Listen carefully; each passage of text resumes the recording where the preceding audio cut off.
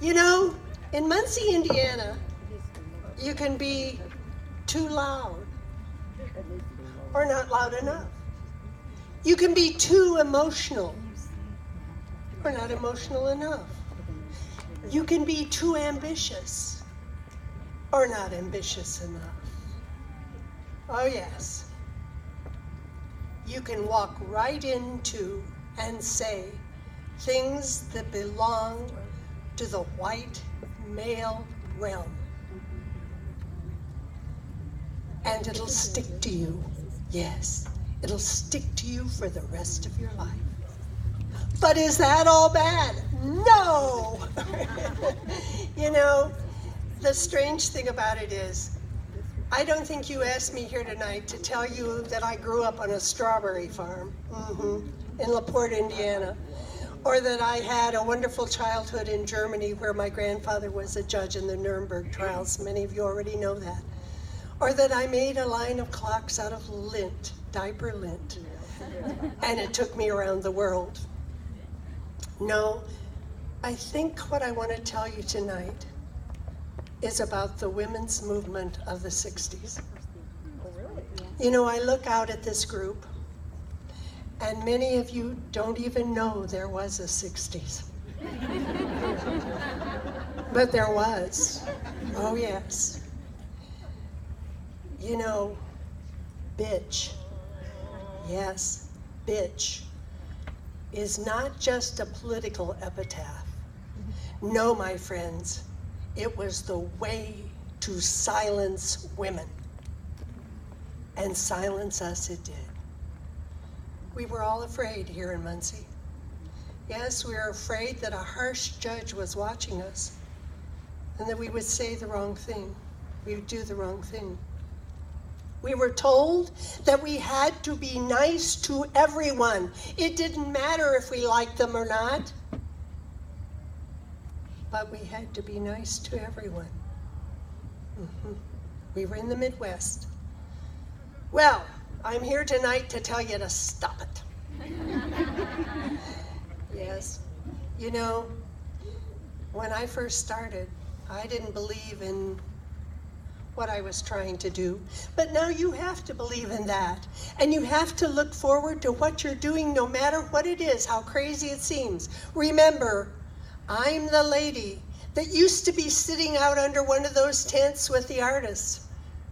And I would say, it's made of diaper lint.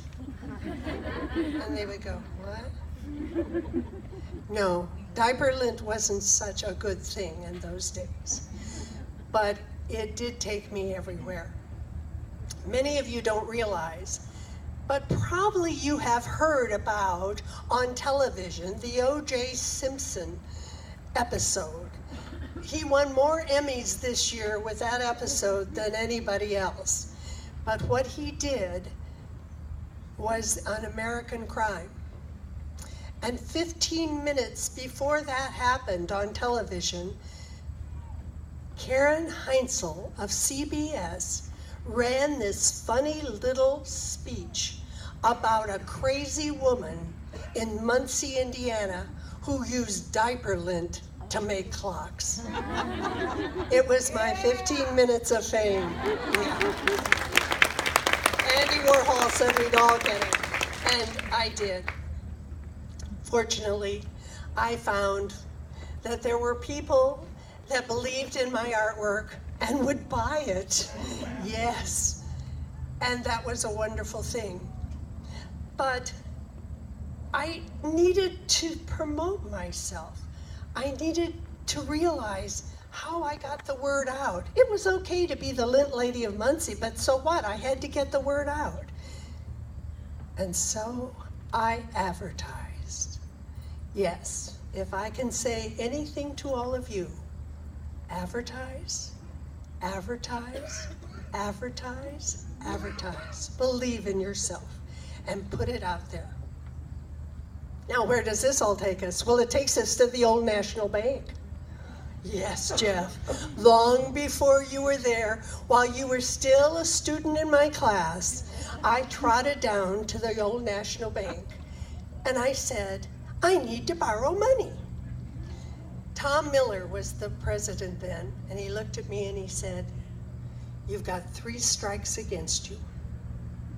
You're a woman, you're an artist, and you're a crazy entrepreneur." I said, "Yes, Jeff. Yes, Tom. But I won't let any of you down." And I never did. I took that money and I invested it in a national advertising campaign. And believe it or not, the House of Fog was born. That House of Fog went on to take me to shows in New York City, where many of you remember it was, yes, Mick Jagger, who at 2 a.m. helped me make coffee. Yes. And Dustin Hoffman bought my clocks. And Barbara Streisand and Whoopi Goldberg. And, oh my goodness, they came out of the woodwork. The White House called me up and I thought it was a joke. They wanted my tour shares. So yes, I advertised. And that is how I got where I was going. And it was that old National Bank that believed in me. And now they believe in a community. So how can I tell you that we have to back them with everything we have? Now, my mantra is giving back. Yes, I do. I remember, you've heard my stories, but let's go back just a little bit. One of the stories from 1983 is that the World Craft Council sent me to Jaipur, India. It was a branch of the World Craft Council that was a branch of the American Craft Council that was a branch of the, yes, it goes like that. But all of you know, at that time we didn't have catalogs.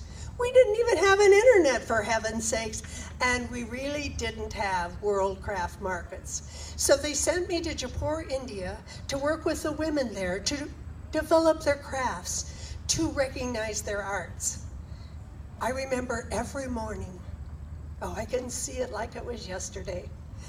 Those beautiful women came down to make paper in such beautiful saris in red and turquoise and yellow, and they had a baby on every hip.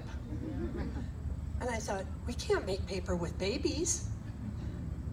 And then I thought, girls, we're going to have one mother take care of the babies in the morning, and one mother take care of the babies in the afternoon.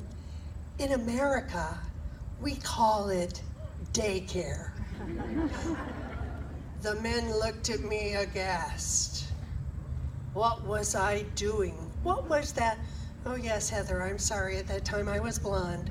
What was that blonde artist say? You know, the men didn't like it. But by golly, those women got the American spirit. Now I've been in over 100 countries in the world, and I've taken that American spirit with me. Most of the time, I left more money in the countries than I was making at home. And Jack would go, oh, God, she's at it again. But I wouldn't change a thing, not one single thing. I still hear from many of those people. In Jaipur, India, they now have a huge paper mill that employs 250 women. They make paper for, yes, stereo systems, and they make paper for packages in the marketplace, and they make paper for shoe leather. They make all sorts of paper. And it's some of those women still realizing their potential. So yes, wherever we go, whatever we do, it's the American spirit we want to share, because it is wonderful. And if anybody is an evidence of that, we have it right here in Muncie, Indiana at Old National Bank. That's a commercial, Jeff, you owe me. You know, reality keeps taking steps with which my imagination can hardly keep up. But one thing I know, we are all seeking a sanctuary in this fast-paced world. No matter the color or the creed, no matter from where we come, home takes on a new meaning. and a new significance, sometimes beyond our simple refuge. It becomes a place for each of you to leave your footprint. No longer are we the me generation. Now we are the we generation.